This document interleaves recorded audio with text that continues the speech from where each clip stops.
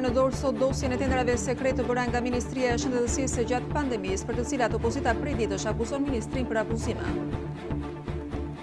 Përfaqësuesit politikë kanë dakord në mbledhjen e sotme që reforma zgjedhore të mbyllet më 31 maj, javën e ardhshme do të nisë diskutimi për ndryshimin e sistemit zgjedhor, ndërsa ngërçeve janë të mbetet kërkesa e Partisë Socialiste për depolitizimin e administratës zgjedhore. Vetëm 4 raste të reja me Covid janë shënuar në 24 orët e fundit. Ky është numri më i ulët i rasteve për gjatë 2 muajve të fundit.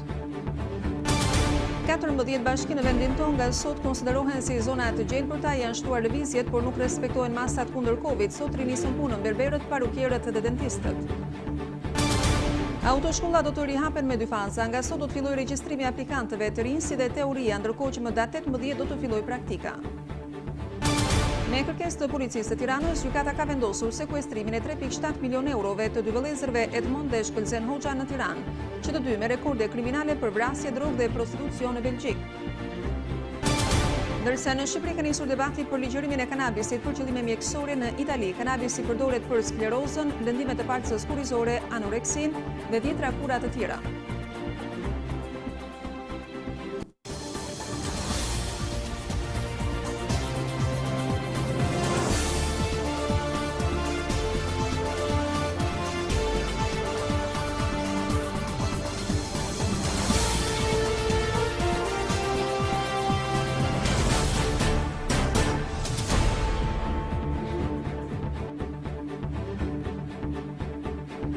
Dhe nisim qërësisht me informacionet una përgatitur nga redaksia jone Lajmeve. Do të nisim të edicion me atë trajtim të kronikave që kemi dhënë ditë pas dite në lidhje me ndotjen që i është bërë baseneve të përrejnve, po edhe të lumenve në vendin tonë, të quajtur edhe pasuri kombëtare. Një material në fakt i cili është organizuar ditë pas dite nga gazetari ynë Arsen Rusta, dhe me sa duket kemi zhvillime të reja, kështu Prokuroria e Tiranës ka nisur hetimet pikërisht për këtë ndotje, kush i hedh ato dhe e cila është burimi dhe origjina e tyre, ndërkohë që me ligj duhet të asgjësoheshin. Nga redaksia e informacionit në Report Televizion në këtë momente kam komunikimin me gazetarin tonë Arsen Rusta. Arsen, të përshëndes. 2 prokurorë dhe 4 oficerë policisë gjyqësore tashmë kanë nisur nga puna. Fillimisht shkresat urgjente drejtuar pushtetit lokal se në çfarë mënyre janë ndotur lumen, pse nuk kanë funksionuar inspektoratet për t'i kontrolluar dhe përse nuk pastrohen, janë pyetje të cilat pushteti lokal do duhet t'i japi përgjigje prokurorisë Tiranës tashmë, edhe pse prej ditësh Report Televizion transmeton kronikat me pamje shqetësuese, institucionet nuk dhanë një përgjigje se kur do të nisë ky pastrim. Por ku kanë shkuar lekët për pastrimin e këtyre lumenve, pse nuk janë pastruar ndër vite, pse janë lejuar hedhja e mbedjeve nisur nga spitaloret, mbedje plastike dhe mbedjet inerte të cilat janë kthyer në një shqetësim mjaft i madh duke helmuar të paktën lumen, siç thotë ministri i Brendshëm Zoti Sandro Lesha, por prej ditësh ai vetë nuk jep një përgjigje se çfarë bëhet me operacionin e paralajmëruar. Është prokuroria që është futur në lojë dhe shpresojmë që të paktën do të hedhë dritë se kush janë mbedjet spitalore, cila është origjina e tyre, në çfarë mënyrë ato përfundojnë në lum, kush është destinacioni që ato vërtet duhet të kenë, lumi apo trajtimi i mbedjeve në mënyrën korrekte sipas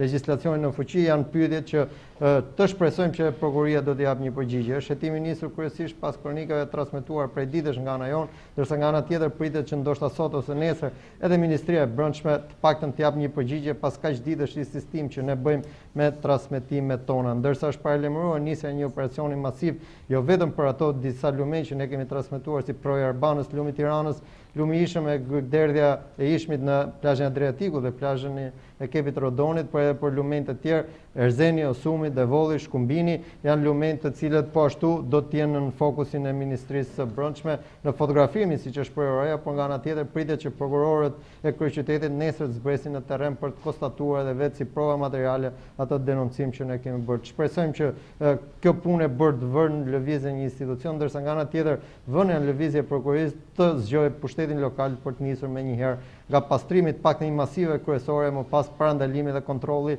siç ata e kanë punë të përditshme të tyre. Nga ana tjetër një pikë e hetimet prokurorisë Tiranës është edhe nëse ka apo jo element të shpërdorimit detyres nga persona të cilët kanë përdorur taksat e qytetarëve dhe nga ana tjetër nuk kanë parandaluar ndotjen ose nuk kanë pastruar basenet e këtyre lumenve.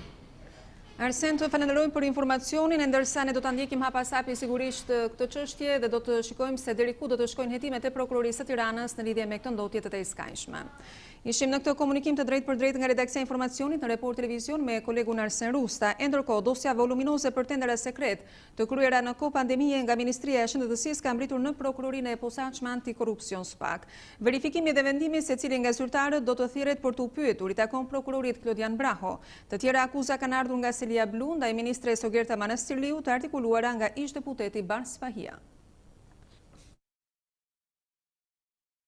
Ka mbërritur në prokurorinë e posaçme antikorrupsion dosja e tenderave të kryera nga Ministria e Shëndetësisë në kohën e pandemisë. Në këtë material janë të gjitha dokumentet e kërkuara të ndara në 4 volume. Materialet e përcjella janë fotokopje të dokumenteve të prokurorimeve, dokumente që u dorëzuan më parë me anë të postës ditën e premte nga Ministria e Shëndetësisë. Tashmë materialet do të verifikohen në SPAK nga prokurori Klodian Braho. Me marrjen e dokumenteve pritet që brenda 2 javëve deri në 1 muaj prokurori Braho të vendosë se çfarë do të bëjë nëse do të kërkojë marrjen në pyetje të personave që kanë firmosur, antarëve të Komisionit të Vlerësimit të Ofertave apo të bashkëpunojë me KLSH-n që ka nisur për të njëjtën çështje një hetim administrativ. Bëhet fjalë për tenderat me procedurë direkte për të prokuruar materialet që i duheshin shëndetësisë për periudhën e pandemisë nga mesi i muajit mars dhe deri tani. Kujtojmë që e njëjta procedurë është ndjekur me Ministrinë e Mbrojtjes për tenderin e ushqimeve që po hetohet nga prokurori Ned Nakuçi, i cili ka marrë 6 zyrtarë në pyetje. Partia Demokratike i kërkon prokurorisë së posaçme përsëri të hetojë për rënien e zjarrit në Ministrinë e Shëndetësisë më 15 prill pranë zyrave të tenderave.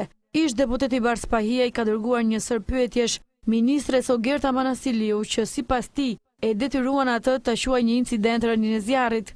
Vetëm pasi Partia Demokratike publikoi një email të brendshëm të stafit të shëndetësisë që konfirmonin djegjen e disa letrave. Partia Demokratike kërkon emrat e punonjësve që dogjën dokumente, duke thënë se me urdhër të ministres nga situata e pandemisë në punë ishin vetëm personeli tenderave sekret. Pyetjet e ish-deputetit Bars Fahia për ministren Manastirliu janë: përse incidenti ndodhi të paktën 5 orë gjysmë pas orarit të punës që vetë ministrja ka përcaktuar në kuadër të epidemisë së Covid-19? Komunikimi zyrtar që Ogerta e pranoi thotë se alarmi anti-zjarr ka rënë rreth orës 18. Duhet që ndërtesa të ishte pa punonjës që të mos mësohej se po digjeshin dokumente. Cilët ishin punonjësit piroman që djegin letra dhe i shuajnë me ujë? Ogerta i kishte dërguar punonjësit në shtëpi të punonin online dhe të gjitha drejtoritë vazhdonin të punonin me 1 ose 2 punonjës prezent. Nga ky urdhër përjashtoheshin vetëm punonjësit e përfshirë në procedurë nga autoriteti kontraktual. Zjarri është konstatuar 9 ditë pas denoncimit të parë të Partisë Demokratike për tenderat sekret gjatë pandemisë për pajisje mjekësore dhe maskat. Në përfundimbardhi i kërkon SPAK të administrojë dhe deklaratën e ministres, ku fillimisht e mohoi që kishte pasur zjarr në godin. 31 maj është afati fundit për realizimin e reformës zgjedhore, të paktën është kjo pika e përbashkët ku kanë arritur një konsensus majoranca dhe opozita jashtë parlamentare gjatë mbledhjes së sotme të Këshillit Politik për Reformën Zgjedhore. Sigurisht që nuk ka patur kundërshti në lidhje me këtë pikë, por ajo ku nuk janë bashkuar palët kanë qenë disa çështje të tjera, madje ka patur akuza ndaj njëra tjetrës. Opozita jashtë parlamentit duket se nuk i ka ende gati të gjitha propozimet për reformën zgjedhore. Majoranca i ka bërë thirrje që të paraqesë në tryezë propozimet që lidhen me depolitizimin e administratës. Ka ngjerë vetëm çështja e Komisionit Qendror të Zgjedhjeve. Çfarë kërkova?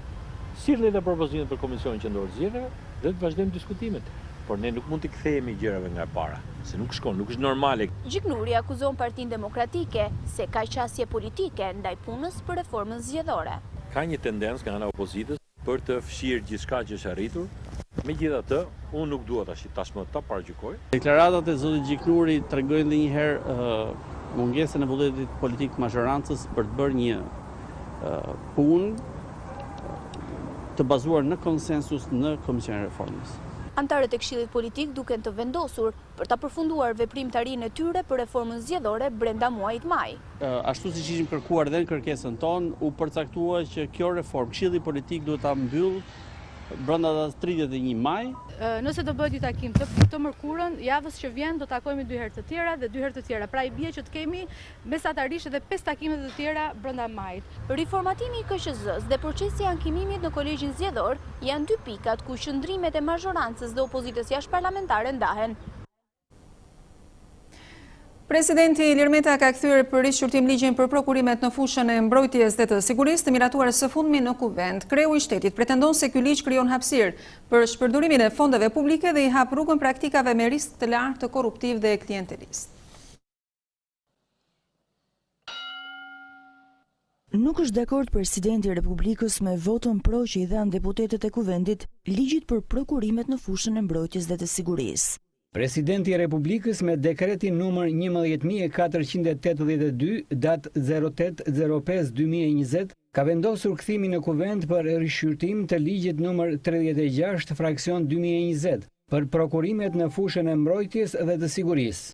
Në arsyetimin e vendimit të tij, kreu i shtetit nënvizon se mungesa e përcaktimit të qartë të fushës së zbatimit të këtij ligji cënon parimin e lirisë së veprimtarisë ekonomike, barazis për para ligjit, me pasojë diskriminimin e operatorëve të ndryshëm në treg, duke rritur mundësitë për dëm ekonomik ndaj financave të shtetit. Mungesa e qartësisë së fushës së zbatimit të ligjit, sipas kreut të shtetit, bën që jo në çdo rast të jetë transparent dhe justifikuar përjashtimin nga procedurat e prokurimit të operatorëve ekonomik. Kjo mundësi që krijon kuvendi përmes kësaj dispozite përbën edhe gabimin më të rënd në procesin legjislativ, pasi krijon hapësirë për shpërdorimin e fondeve publike në mbulimin e përjashtimit ligjor. Pikërisht ky është një nga ato raste kur kuvendi, me një zgjidhje të keqmenduar ligjore, i hap rrugën praktikave me risk të lartë korruptiv dhe klientelist. Sipas presidentit Meta, përmbajtja e këtij ligji rrezikon të kthehet në premisë për praktika korruptive me fondet publike. Sa i përket ligjit për faljen e gjobave, të vendosura deri në 17 prill në shkeljet e aktit normativ të COVID-19, kreu i shtetit ka dhënë dakordsinë. Ai ka dekretuar edhe 3 ligje të tjerë të miratuara nga Kuvendi i Shqipërisë.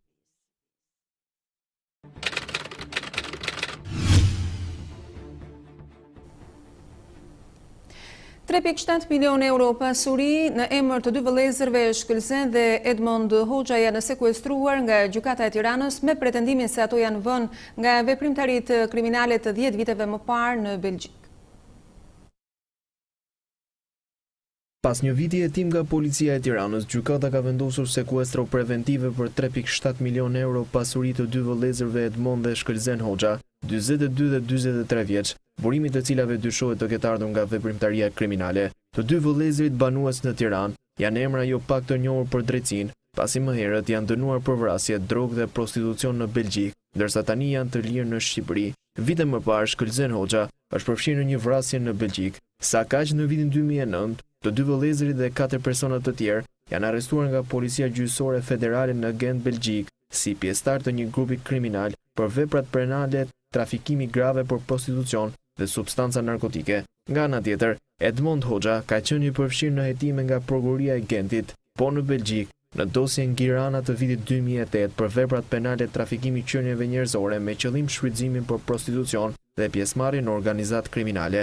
Në këtë dosje, Edmond Hoxha ka qenë i dyshuar kryesor dhe është arrestuar në Belgjik në shkurt të 2009. Gjithashtu, rezulton se nga viti 2002 deri në vitin 2009 ka qenë i burgosur në Belgjik për veprën penale trafikim dhe shfrytëzim prostitucioni. Policia njofton se hetimin për pastrimin e parave vijon në funksion të planit operacional investimi për të zbuluar prona të tjera që rrjedhin nga aktiviteti kriminal i vëllezërve Hoxha dhe familjarëve të tyre.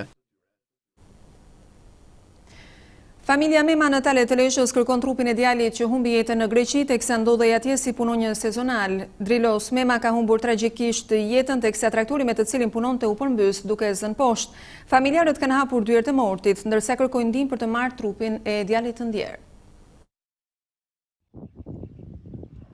Familja Mema në Tale të Leshës ka hapur dyert e mortit për djalin e tyre 22 vjeçar, Drilos Mema, që humbi jetën në Greqi. 22 vjeçar u aksidentua nga zetori teksa punonte, kur mjeti u përmbys duke zënë poshtë, por ndërsa presin ngushëllimet, familja Mema nuk ka një arkivol për të qarë, pasi trupi i djalit ndodhet në dhe të huaj, në shtetin Fqinj. Report Televizion udhëtoi në familjen e Drilos Mema, ndërsa dhe 3 djemtë e tjerë të kësaj familje kanë emigruar në vendet e Bashkimit Evropian për të siguruar një jetë më të mirë.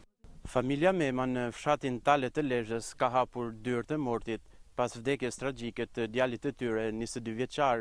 Familjarët kërkojnë që trupi pa jetë i 22 vjeçarit të sillet sa më parë për të prerë në vendlindjen e tij.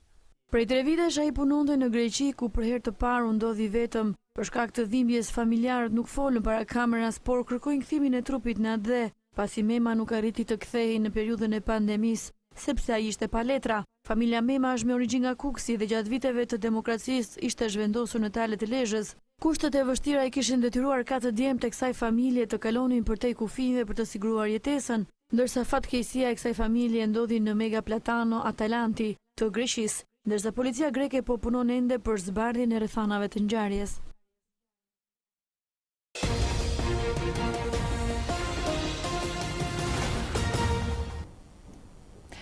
Java ka nisur me një lajm shumë të mirë nga Instituti i Shëndetit Publik, pasi janë shënuar vetëm 4 të infektuar me COVID-19 në 24 orët e fundit, numri më i vogël ky i regjistruar në 2 muaj të fundit në Shqipëri.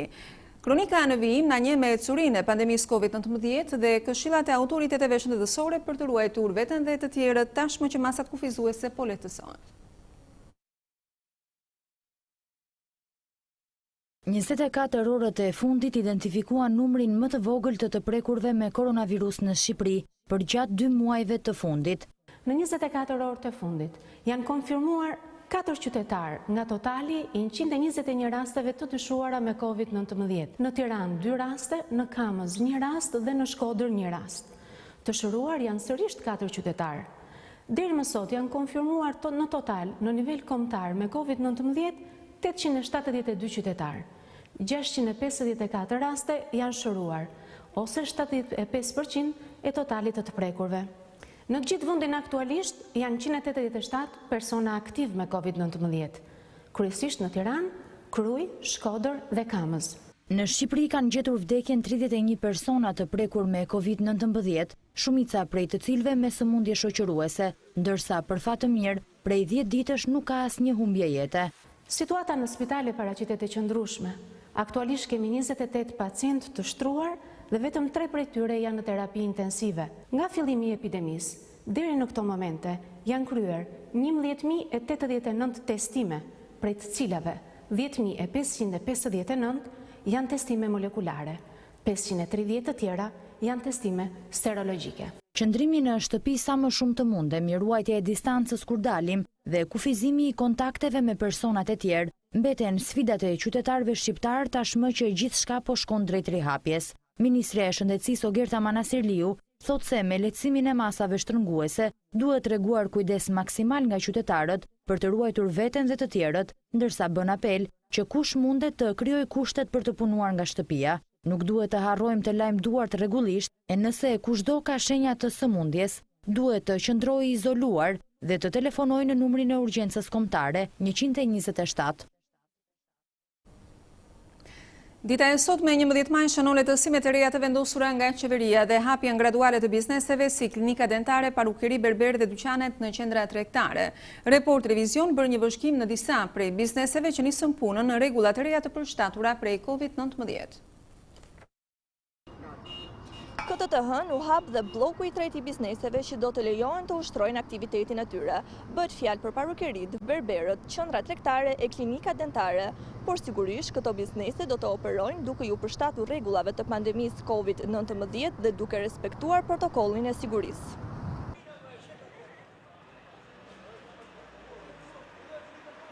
Për Klodin, stiliste në një salon për meshkuj, shprehet se që në momentin që u lajmëruan për hapjen, nisën prenotimet e orareve, por kërkesa e tyre është të zgjatet fasha orarit deri në orën 20. Mbas 2 muaj më në fund dhe shqyr sepse vërtet është një shërbim i detyrueshëm tek meshkujt. Deri 1 muaj dhe duruan, po e dyta që vërtet një tortur për meshkujt. Ne jemi munduar dhe do mundohemi t'i mbajmë këto rregullat sa më strikt, sepse thamë dhe dim që mbrojmë veten, klientin, familjarët tanë. Mirë do ishte deri në orën 8, por që do përshtatemi në këto kushte. Këtë të hënë, vajzat e gratë janë drejtuar salloneve të bukurisë për trajtime flokësh dhe thonjsh. Ariona Lena, pronari një salloni bukurie, shprehet se kjo periudhë 2 mujore ja ka vletur për sigurinë e shëndetit, por se tashmë do t'i rikthehen punës. Lumtur që filluan sot. Jemi përshtatur, në masim temperaturë, toreca, desinfektanti, maskën për klientin, edhe mbas çdo përdorje. Këto janë të gjitha shkojnë për $, më thënë janë një përdorimshëm. Për sigurin tonë ja blenda, dhe me përshëndetim i gjithë shka. Tani do fillojmë prapë, do punojmë si qishëm. Ashtu si lokalit edhe neve, punën e kemi më shumë vazhdita, që kthej njerëzit, me thënë nga puna. Jemi shumë të lumtur, pa jo ishte nevojshme për shëndetin e gjithëve, kështu që tani u kthym pothuajse normalitet, është e domosdoshme për femrat. Me maskë, me doreza, me disinfektues, me të gjitha. Edhe distanca normalisht ajo është kryesorja. Qytetarët janë drejtuar te klinikave dentare për të marrë shërbim. Oriola Zenela, mjeke stomatologe, tregon se çdo qytetar pajiset me mjete mbrojtëse, imate dhe temperatura e më pas nis puna.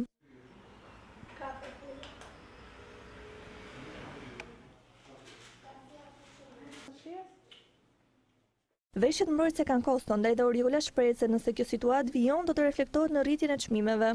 Ndikojmë negativisht në lidhje me punën, sepse të shtojnë kohën në poltron, kohën në klinikë për çdo pacient. Janë kostot të cilat mbulohen nga klinika, por në qoftë se kjo situatë vazhdon, sigurisht që do jetë një kosto ekstra dhe shpenzim ekstra, kështu që ndoshta në një tarme mund të na nevojitet dhe që këto kosto të shtohen te kostot e shërbimit për çdo pacient. Orare na ndikon shumë negativisht, sepse ideja është që në këtë periudhë të gjithë pacientët janë në marrëdhënie pune.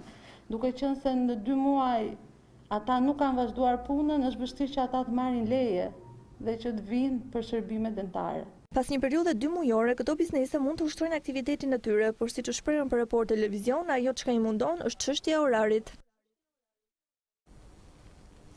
Ndërkohë, nga dita e sotme, njësër qytete që janë shtuar listës zonave të gjelbra, qytetarët duke se kanë pritur me padurim këtë ditë duke dalë në rrugë sikur COVID-19 të mos kishte ekzistuar.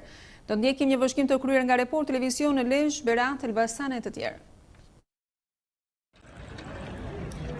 Kjo është pamja e shumicës së zonave të gjelbra nëpër Shqipëri. Qytetarët kanë dalë masivisht në rrugë, pa respektuar as pak distancimin social apo përdorimin e maskave dhe dorezave që janë ende të domosdoshme.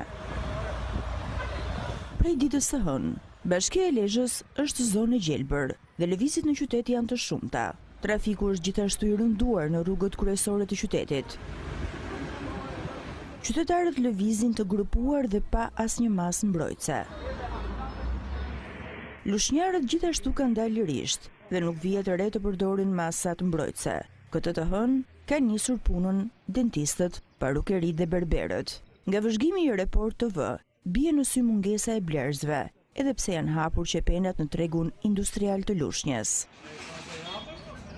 Qyteti historik i Beratit i është kthyer jetës normale. Kamera e Report Televizion ka fokusuar sheshet dhe rrugët e të imbushura nga qytetarët, po kështu ka lëvizje të shumta me automjete, që kanë shkaktuar edhe trafik. Siç shihet nga pamjet, edhe në Berat nuk respektohet distanca nga qytetarët. Dyqanet e byrektorëve dhe njësër shërbime tregtare janë hapur në qytet. Edhe Elbasani, pasi mori statusin zonë gjelbër, ju rikthye jetës normale. Shumë qytetarë kanë dalë shëtitje ose për të bërë pazare, ndërsa shihen në rrugë të moshuar e fëmijë. Roskoveci, i cili ka patur vetëm një të prekur nga COVID-19, ka marrë statusin zonë gjelbër, por siç shihet, nuk ka lëvizje masive. Kryetaria e bashkisë Melinda Bufi tha se edhe gjatë kohës së karantinës, puna për infrastrukturën nuk është ndalur. Investimet kryesore në Roskovec nuk janë ndërprerë. Ne për shembull gjatë kësaj kohe kemi vazhduar punën në qendrën e qytetit, siç edhe shikoni punimet kanë avancuar. Jemi pranë përfundimit të godinës së bashkisë, së godinës së re të bashkisë. Unë dua të jap lajmin e mirë sot që zyra e Disës, që është një zyrë me kompleks shërbimesh, tashmë është e përfunduar për sa i takon arrëdimit dhe mobilimit. Hapja e qytetit dhe lëvizja e lirë deri në orën 21 është mirëpritur nga tregtarët, të cilët shpresojnë të rinisë mbar puna e ndërprerë prej 2 muajsh. Në këtë momente në studion e informacionit në Report Televizion do të zhvillojmë një bisedë me kolegun Arsen Rusta sa i takon situatës ndotjes së baseneve të lumenjve, por edhe të premve, por gjithashtu edhe në lidhje me zhvillimet më të fundit që lidhen pikërisht me këtë çështje. Arsen, përshëndes. Vetëm pak momente më parë në nisje të këtij edicioni ne komunikuam së bashku Ndër të tjera, në lidhje me nisjen e hetimeve nga Prokuroria e Tiranës për ndotjen e mjedisit dhe të lumenve, ti the se do të kishim dhe një njoftim nga Ministria e Brendshme. Përse bëhet fjalë? Bëhet fjalë për një njoftim i cili hedh dritë mbi ato pyetje që jo vetëm i kemi ngritur ne prej disa ditësh, por tashmë edhe Prokuroria e Tiranës është angazhuar vetëm pak minuta më parë dhe Prokuroria e Kavajës. Është një situatë, nëse mund të themi, dramatike ose tragjike, kur parat nga taksa paguesit kontraktohen kompani private për të pastruar qytetin, por në vend të pastrojnë qytetin, ato kthehen në ndotësit më të mëdhenj të ambientit. Është kjo shkresa e gjobës, është 2 milion lekë të reja vlera ndaj kompanisë Viola Green SHPK, e cila paguaj dhe ishte kontraktuar për të pastruar qytetin e Rrogozhinës, por nga ana tjetër ndoste lumin e Shkumbinit, duke ndodhur gjithashtu edhe Adriatikun, pasi të gjitha mbetjet apo sasinë më të madhe të mbetjeve, të cilat nuk i dërgonte për trajtim, ajo i derte në lumin Shkumbin. Është një operacion i përfunduar vetëm pak më parë nga Inspektorati Kombëtar i Mjedisit dhe Territorit, i cili 200 inspektorë tashmë janë varësi të Ministrisë së Brendshme dhe zonjës Davëndyshe Vici, e cila është po ashtu drejtuesja e IKMT-s, dhe ka nisur të paktën atë heshtjen e disa ditë që kishin edhe me kronikat tona, tashmë ata kanë një përgjigje, shprehen se janë në terren, jo vetëm lumi Shkumbin, por shumë lumen, por pjesa më e rëndë është se si një institucion i pushtetit lokal kishte kontraktuar një kompani, dhe kompania është ndotësi më i madh i lumeve, siç mund të shikoni janë këto pamjet drejt për drejta të siguruara nga hetimi dhe operacioni Mbrëmje Disin, paktën kështu është titulluar ky operacion i përfunduar pak më herët në qytetin e Rrogozhinës, ku landfilli i hapur në natyrë në basenin e lumit Shkumbin ishte i mbushur nga mbetje spitalore, mbetje plastike, mbetje inerte, dhe firma në vend të trajtonte i hidhte ato në lumin Shkumbin duke shkaktuar një bombë ekologjike të radhës. Ne kemi zbuluar pamjet e rënda në lumin Tirana, në projnë Arbanës, në lumin Ishëm, në Grykderdhjen e Ishmit, po ashtu edhe në plazhin Adriatiku dhe plazhin e Kepit Rodonit, ndërsa pritet që ditën e nesme të paktën sipas Ministrisë së Brendshme të ketë disa operacione të ngjashme, dhe ajo i bën apel menjëherë institucionet të pushtetit lokal ti kushtojnë një rëndësi të veçantë mjedisit. Por shpresojmë që edhe hetimi nisur nga Prokuroria e Tiranës dhe tashmë procedimi penal i referuar nga IKMT në Prokurorinë e Kavajës për çfarë ka ndodhur në qytetin e Rrogozhinës, të kenë një përgjigje të shpejtë, pasi pamjet janë vërtet frikshme, ku kjo është shumë e rëndë, ata që marrin taksat e gjithë qytetarëve për të pastruar, ata janë ndotësit më të mëdhenj. Dhe kjo nuk është vetëm një përgjegjësi e cila do të kalojë me 2 milion lekë të reja gjobën, por shpresojmë që edhe përgjegjësitë penale për të zënë mend në këtë situatë, pasi kur shkojmë tek plastika, kur shkojmë tek Grykderdhja, tek mbetjet spitalore, aty është shumë vështirë për ta gjetur pronarin e tyre, por nëse parandalohet, të paktën vetë kompania e pastrimit qytetit duhet të ishte një filtr për të penguar këta abuzues. Por kur ajo vetë është abuzuesi më i madh, pasi çfarë ka bërë? Kompania e pastrimit qytetit ka mbledh plerat e gjithëve për t'i hedhur në lum. Nëse tek do të ishte shumë e vështirë për t'i hedhur në lum, është bërë ajo garanti, i ka mbledhur, ka marrë taksat e pushtetit lokal në Rrogozhinë dhe vend t'i trajtoj i hedh në lum. Dhe unë nuk e di se çfarë duhet pritet ende më shumë, ndoshta Prokuroria e Kavajës do të reagojnë në mënyrë të menjëhershme, se të paktën krimi mjedisor edhe kodi penal ka ndryshime, ka psuar ndryshime, ka masa dënimi mjaft larta. Çfarë duhet pritet jo vetëm për të ndërgjegjësuar, por pse jo për të bërë shembull, por edhe për të treguar që mjaft më me këtë situatë prej dekadash. Ti në fakt, Arseni, ke konstatuar nga afër edhe ndotjen e të iskajshme që ndosin në basenet e përrejnve ashtu edhe të lumenve, përveç mbetjeve urbane, inerte po ashtu dhe plastikës, ti ke konstatuar edhe mbetje spitalore në fakt, në këto zona, në këto pasuri kombëtare. Si mendon, është ky një abuzim që bëjnë biznesmenët të cilët me kompanitë e tyre në fakt duhet merreshin jo vetëm me vendosjen e vendeve të përcaktuara dhe me azjesimin e këtyre mbetjeve, por gjithashtu të respektonin ligjin për cilin paguhen deri në fund. Nuk e kanë respektuar, fatkeqësisht kjo kompani nuk është se pastron vetëm qytetin e Rrogozhinës, ka edhe bashki të tjera, është Rrogozhina, Peqini, është Kuçova, pra është, nëse mund të themi, një pjesë e madhe e operimit kësaj kompanie është në Shqipërinë e Mesme, Kuçov, Peqin, Rrogozhinë. Shpresojmë që në Peqin dhe në Kuçov nuk ka bërë të njëjtën situatë duke i derdhur në lumin Osum apo në lumin Devoll, por gjithsesi ajo çka ndodh tjetër se të paktën pronarët e kësaj kompanie aktualisht, unë duke ju bërë edhe një apel qytetar, por duke ju thënë që kjo nuk mund të jetë aktiviteti juaj fitim prurës duke dëmtuar ambientin, janë tre përfaqësues të këtij biznesi janë aksionerët Zenit Demo, Marcel Shega dhe Avni Hysa. Këta mund të jenë zotëri vërtet nderuar, por ajo çfarë kanë bërë në këtë situatë është se kanë ndotur mjedisin e përbashkët. Lumi nuk është as i tyre, as i imi, as i Report Televizion, as i prokurorisë. Lumi është i gjithë shqiptarëve dhe fatmirësisht ja vleti ndoshta ajo heshte e Ministrisë Brendshme, por shpresojmë që nuk do të jetë e vetmja. Pasi këto pamje që vinë nga Rogozhina janë po aq të rënda sa që ishin pamjet e Lumit Tirana, Projit Arbana, Ishmit apo e Grykderdhjes në Adriatik. Ndërkohë, Arsen, kemi raportuar vetëm pak momente më parë dhe nisjen e një hetimi nga Prokuroria e Tiranës për atë se ti çfarë solle ditën e djeshme në Projin Arbanës, por edhe në Lumin e Risenit në lidhje me këtë ndotje. Ku do të konsistoj pikërisht hetimi i Prokurorisë së Tiranës dhe çfarë është bërë deri më tani? Paktën Prokuroria ka nisur një hetim kryesisht, por shprehet se me 2 prokurorë dhe 4 oficerë policisë gjyqësore që ka vënë në lëvizje si task force, ka kërkuar informacion se cila është origjina e këtyre ndotjeve, përfshirë mbledhje spitalore, sa herë janë kontrolluar basenet dhe nëse këto janë të fundit apo janë aty prej kohësh apo prej dekadash dhe pse nuk kanë nisur pastrimin, pse nuk pastrohet referuar pamjeve të transmetuar. Ne kemi pasur një përgjigje nga administrata e Bashkisë Vorë, e cila shprehur se do të nisë më një herë, por të paktën edhe sot kur ne jemi në javën e dytë të këtij transmetimi ende nuk ka nisur operacioni i pastrimit, shpresojmë që do të nisi dhe shpresojmë që do të gjendet një mënyrë zgjidhje jo për të pastruar me një fushat dhe ky lum sot është i pastër dhe këtu ke ky lumi s'ka asgjë, por për ta nisur nga origjina e lumit apo nga finalja që është Grykderdhja e Adriatikut, ndoshta pse jo dhe Joni mund të ketë kështu në prrenta e lumen që derdhen jon, dhe t'i japim zgjidhje një herë për gjithmonë. Unë nuk pretendoj që pas këtyre kronikave, pas këtij operacioni mbrojmë mjedisin ujërat e lumenve të pihen, po të paktën të mos dëmtojmë bimësinë e fshatarëve përreth zonave që përdorin për vaditje, mos ngordhin peshqit, edhe pse jo, ndoshta në vite kur do të vinë pas, edhe mund të pihet, por gjithsesi nuk pretendojmë të pihet ky ujë, por mos jetë i helmët dhe mos jetë i rrezikshëm. Si e vlerëson Arsen njoftimin e IKMT-s dhe të policisë së shtetit për denoncimin që mund t'i bëjnë mediat apo vetë qytetarët në numrin 112 të policisë të këtyre ndotjeve me këto përmasa, por gjithashtu edhe në komisariatin digjital? Një apel që policia bën shpeshherë për shumë situata, por policisë nuk është se i mungon informacioni. Policisë nuk duhet që një deputet, një kryetar bashkie, një ministër t'i bi telefoni dhe t'i thot largohu për aty. Nëse policia lehet veproj, unë jam i bindur që pas prangave, pas gjobës nuk i kushton, as ligji nuk e pengon deri ke prangat, por këto janë bizneset të cilat interesat i kanë marramendse. Mendon se të gjithë lument kanë këtë ndotje të iskashme, ne kemi sjell disa prej tyre, por në fakt Shqipëria është e madhe. Në fakt lument kanë një fabull, të gjithë lument rrjedhin, por të gjithë lument Shqipëria janë ndotur.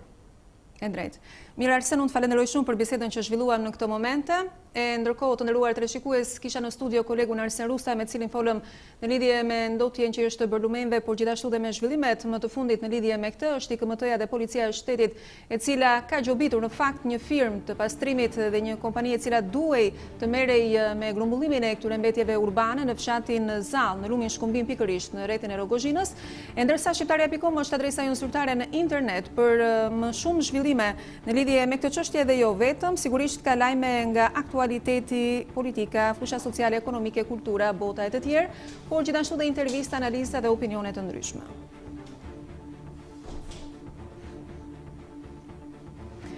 Faleminderit të gjithëve për vëmendjen e kushtuar. Bashkë takohemi në edicionin e radhës atë të orës së 16:00. Ju mirëpres.